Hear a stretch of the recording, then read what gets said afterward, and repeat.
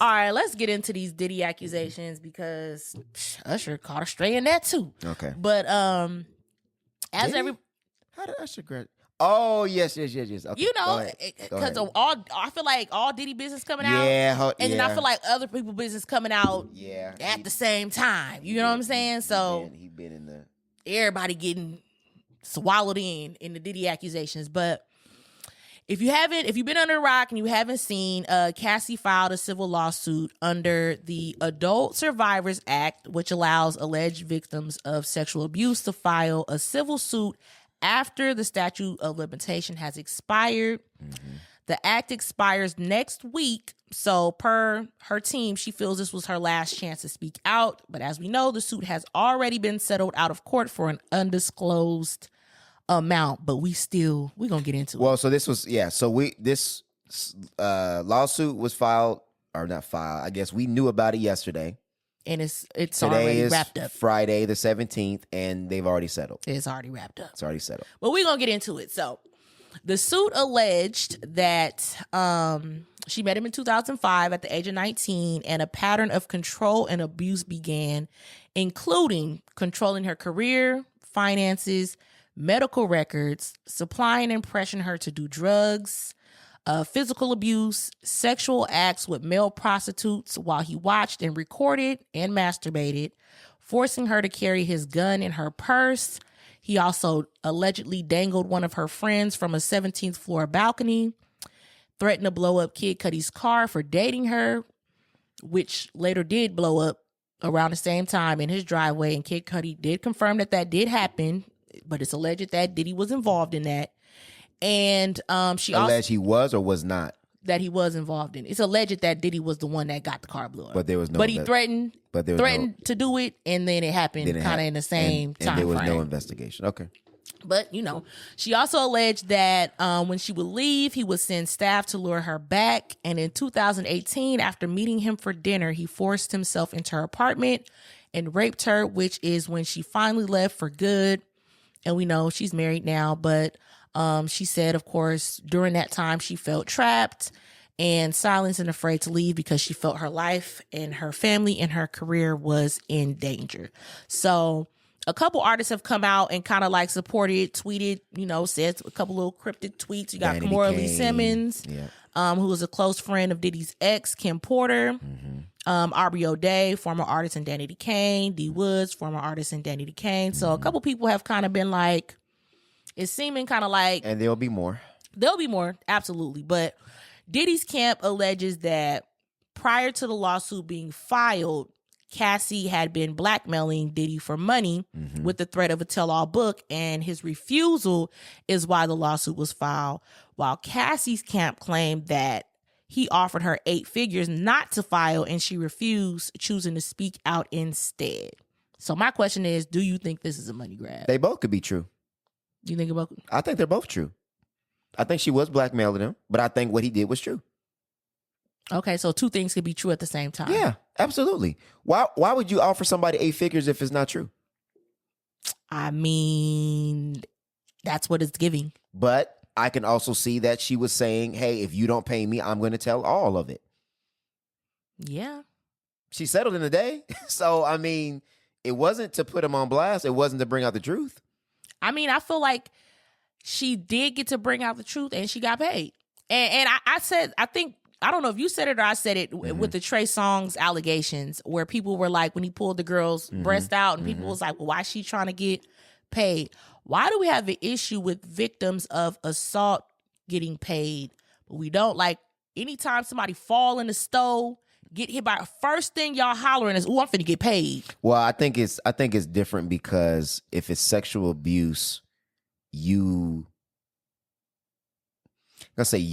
public will say that if you're coming out to stop them, the only way to truly stop them would be to have them investigated, arrested, and tried.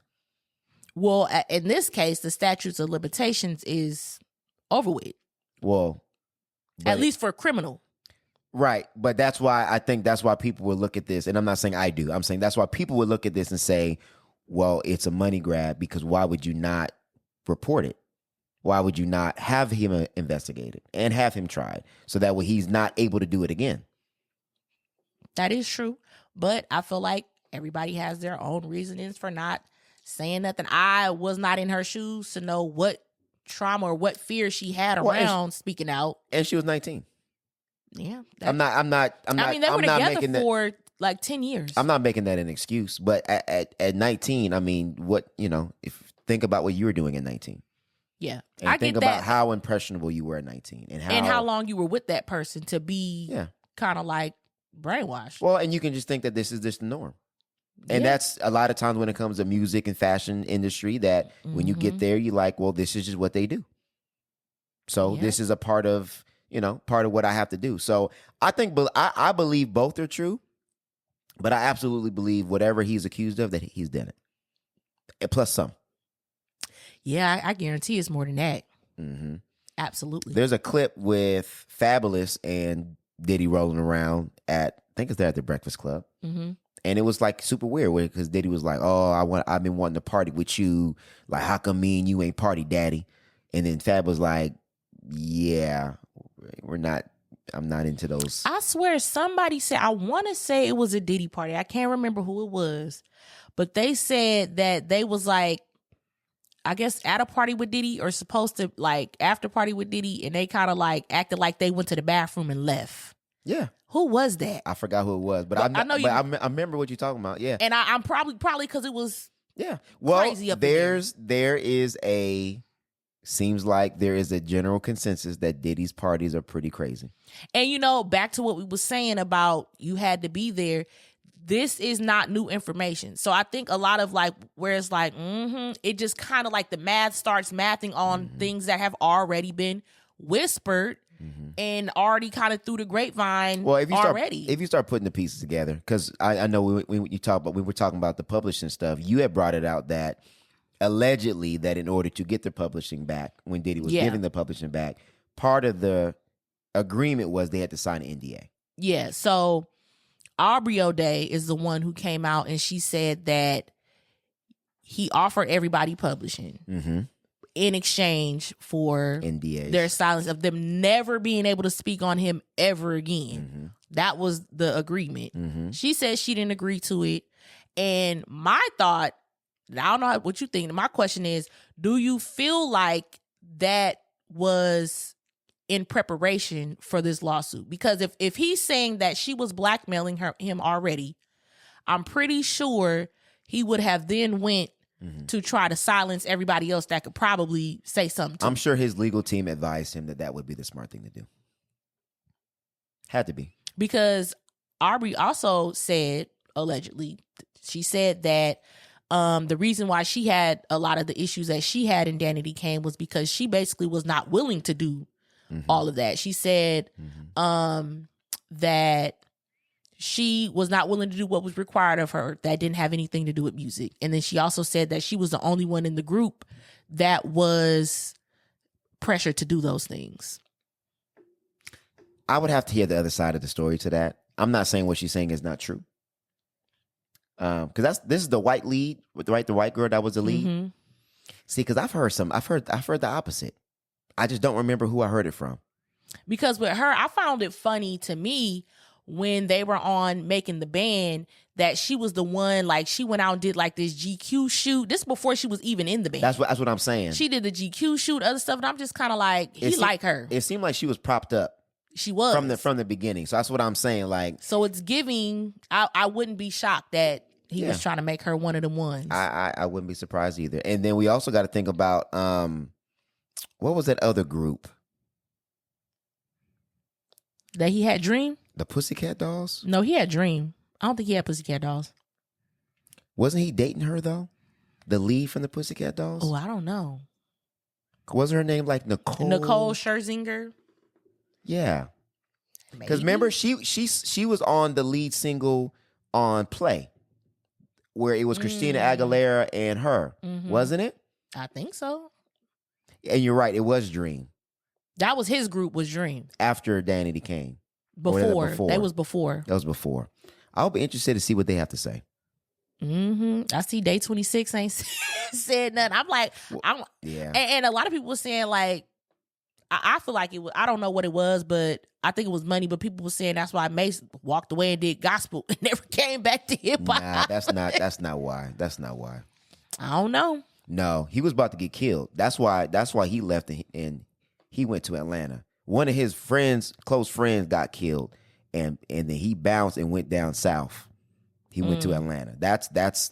Well, I mean, from what people are saying, Diddy is like basically like R. Kelly, Suge Knight, well, we heard Ike that Turner. from Carisha and all the stuff that she's saying in the bedroom that she would do, and we also have to factor into this is that the Tupac murder case is that's why I said he Suge Knight himself. As I'm saying, this is hanging over his head as well. So, I guess we're not getting the I guess we're not getting the verses.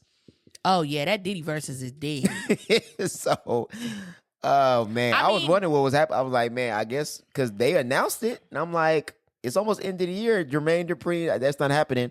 And it was weird that the album is incredible, but then like it was weird, like you said, it was the publishing, and then it was calling themselves Love, and then like just doing these weird acts, weird acts of generosity. So it's like you kind of knew something was like you don't do shady business for decades, and then all of a sudden, I said that on that. I swear I said that on the last episode. Like it just didn't sit right in my spirit. No. Like something ain't right in the water. Yeah, it seemed odd, and for him because he fought with some of these artists about their publishing for years. So now for you to just say, "Oh, I'm giving everybody the publishing," you've been every group he got. I think probably who the best off, Mary. Well.